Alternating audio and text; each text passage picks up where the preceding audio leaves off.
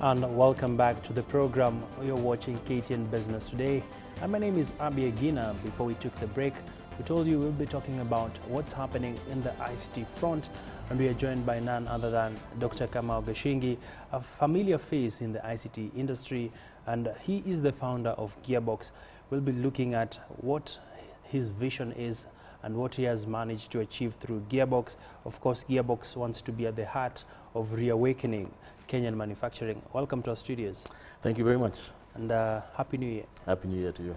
First things first, we've seen the technology space having a lot of activities happening. Throughout last year, we had the GES Summit. A lot of focus has been on tech, startups, nurturing incubation centers. Walk us through what is Gearbox and what is your vision?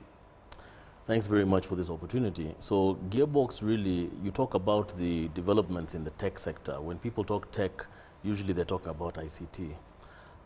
But tech really, of course, crosses a lot of different sectors. Yeah. And Gearbox is looking to promote the development of local industrial activity, innovation in hardware, specifically hardware. Yeah.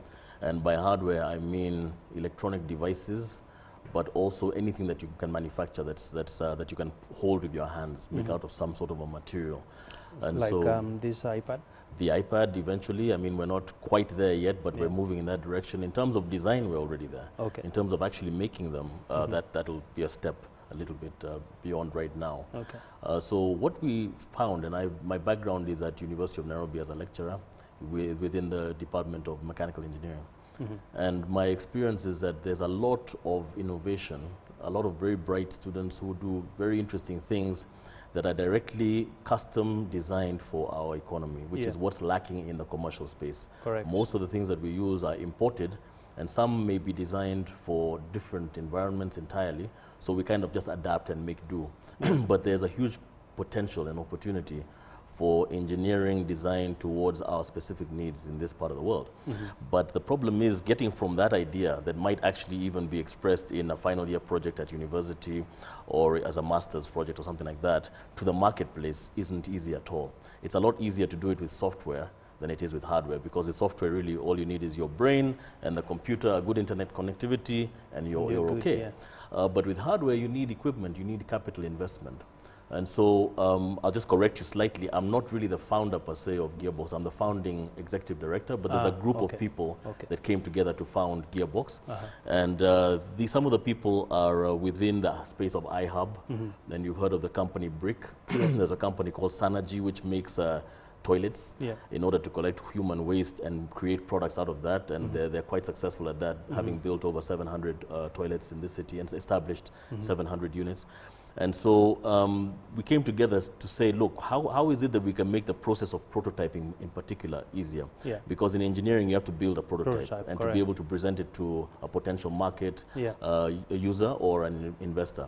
And so you need equipment, particularly in the modern age. You need to have modern equipment. So Gearbox is a space that will have a lot of different types of equipment for processing or for dealing with metal, plastics, and electronics, printed circuit boards, composite materials, even concrete and ceramics. And we have all the equipment in our space, and people can access the space through membership. So you get your membership, and much like a gym, you come in and you use the equipment and you go home and leave it there, and other people use it as well. And the idea is in the process of that, we'll be able to identify those ideas that have high potential. Interesting. And then give them the support even around business. So business incubates them so that they can actually become successful. Of course, for the benefit of our viewers, if you look at the model under Gearbox where you do work, earlier on, back in 1986, we saw the administration of President Moi actually trying to champion for Kenyan manufactured products, and this was the Nyayo car. And it didn't go pretty far. From my basic reading, what really happened was that they had the prototypes, but now the funding was a big challenge, and they had to suspend any production. As Gearbox, are you looking at also the component of funding so as to ensure that these particular designs don't just sit there in the lab, they're actualized, and we are able to take these products out in the market?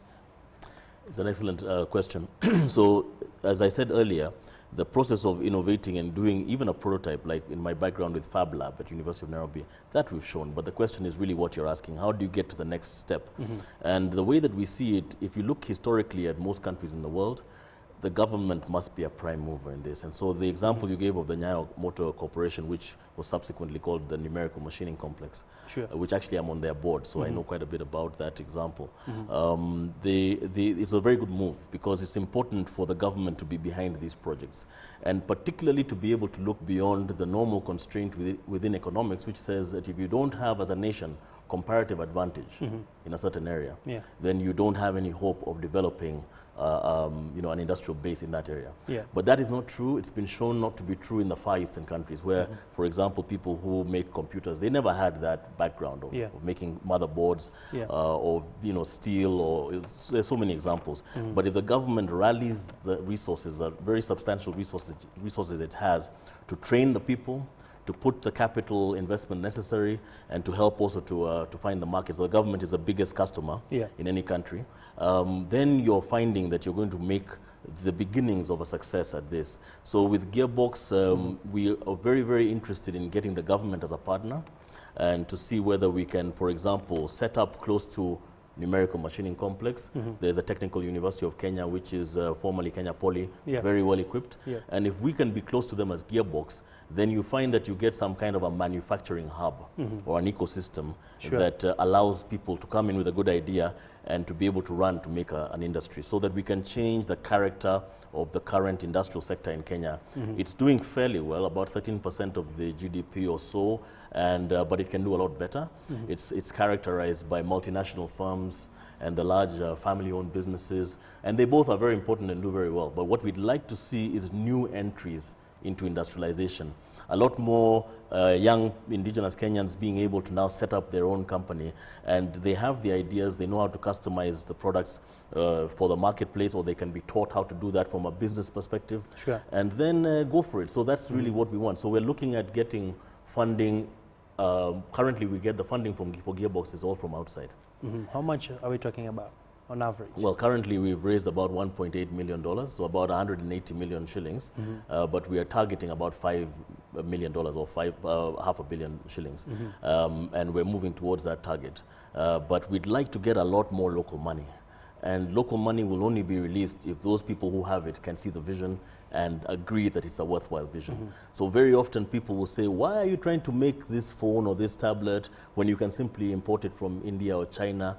And we're saying that India and China at one point didn't have that tablet either, and they made certain decisions to make it possible for them not only to make it, but to make it viably and competitively. And therefore there's lots of jobs of all different types that have been developed because of that industry.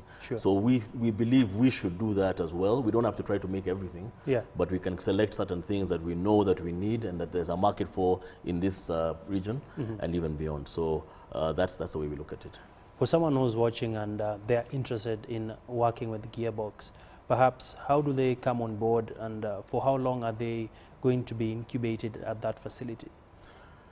So currently we were just launched. Gearbox Lite is what we're operating right now out of Bishop Magwa Center on Gong Road, which is where the iHub is housed, and Ushahidi and so on. And we're on the second floor there. But we call that Gearbox Lite. The Gearbox that we envisage for the future will be established in the industrial area. But right now, Gearbox Lite focuses on electronics. So we have a line, and I would love to invite you to come and see it, whereby would be definitely interested to come. You can actually make a printed circuit board, and you can even make thousands of them in an economic time frame. And we have the etching process, which is how it's done around the world. We also have what's called the dry process, which is done for prototyping mostly. We also have equipment like 3D printers and so on for making the housings, the casings, in a prototype sense. And then we have mills and plastic molding machines and so on to do it out of different kinds of materials as well. So we were launched by the CS of Industrialization, Honorable Adan Mohammed, on the 11th of December. And our plan is for the first 3 months of this year, starting, of course, already started, we have 7 companies that we're dealing with exclusively, a cohort of 7 companies.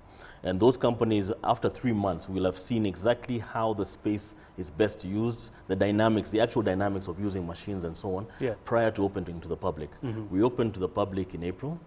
And then at that point, to answer you directly, people will be able to go online or come into the space and say, I have an idea and I want to do this or that. And because we can't, there's a constraint to the numbers, we'll have to select those that we believe will really be important to our economy. And then those will then be given membership. They'll pay, you can pay either for a day, or you can pay for 3 days a week, or you can pay for unlimited access, which is 24 hours a day, 7 days a week. And then you come in, as I said before, like you would a gym and use the space. From that point on, really, it's in your hands. Gearbox does not make things for you. You as a member come in and make the things yourself. But we can give you help and guidance. We're very community-based. So we can say to you, speak to so-and-so, and they can help you to do what you want to do, that kind of thing. Quite an impressive initiative. Perhaps, Daktari, talk to us about some of the key developments you've been able to actualize at Gearbox, and what sort of contracts will you be eyeing once you guys are a viable force to reckon with? I like your questions, So, as I said before, my background is Fab Lab, University of Nairobi, and that's one of the reasons why I came together with the other founders to found Gearbox. At the university, the experience that I had with Fab Labs was such that there's a lot of innovations coming out. We have a project, for example, funded by Gates Foundation through an organization called Concern Worldwide, which is towards creating machines for Kenyatta National Hospital maternity wards specifically. Already we built a machine called a suction machine. We're building a phototherapy unit. We're building delivery beds, incubators, patient monitors. There's 9 machines. So that's our success. The success is from the point of view of having made the prototype. It works very well. It's tested. We're using what we call a user-centered design. So the engineering students work together with the nurses in the hospital to make sure the design is custom-made for what they need. And then, of course, in that model, Kenyatta National Hospital is a customer who is already tied in. It's a level 6 hospital. In our system, there's down to level 2, and level 1 being the home. But all these other facilities can also purchase whatever they may need out of this, being government or county, national or county government driven. And so the customer base is already fixed in. Then private companies and clinics can also come in and buy. So that's a very good example for how this can work. We have people from the Fab Lab again who have designed speed governors, vehicle tracking devices, and they design the whole circuit, and then they send to China to get it made in the numbers they need. It's sent back, even packaged, and they sell. And they're already in vehicles. However, if they do that in Nairobi at Gearbox, they'll do it more cheaply, believe it or not, than sending to China, because China really requires huge volume to really make it the economies of scale. And so we've had success from the point of view of our designers being able to buy. So if you or I, as a business person, send to that Chinese company and say, make me such and such, and send it to me, it's their intellectual property, they'll charge this much. If we send them our intellectual property, our own design, and say, make this for me, and they might not even know what it's for, they just send it back to you, they'll charge this much. So again, there's an advantage to having the intellectual property yourself. And so in our process, that's also part of it. You need to be able to protect your intellectual property. So there are examples such as those. As I said, we have 7 companies that we're starting with. There's a variety of things they do. There's even Strauss Energy that's making solar cells inside a roof tile. I think you've seen them there at CIC. They'll also be using Gearbox, and there are many others. So you know, as I said, we invite you to come and see and even interview them yourselves.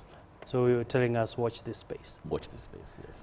Just wrap up by telling us what sort of government initiatives would you like to see so as to enable this great sector to be able to come up and be able to actually contribute significantly to the country's GDP?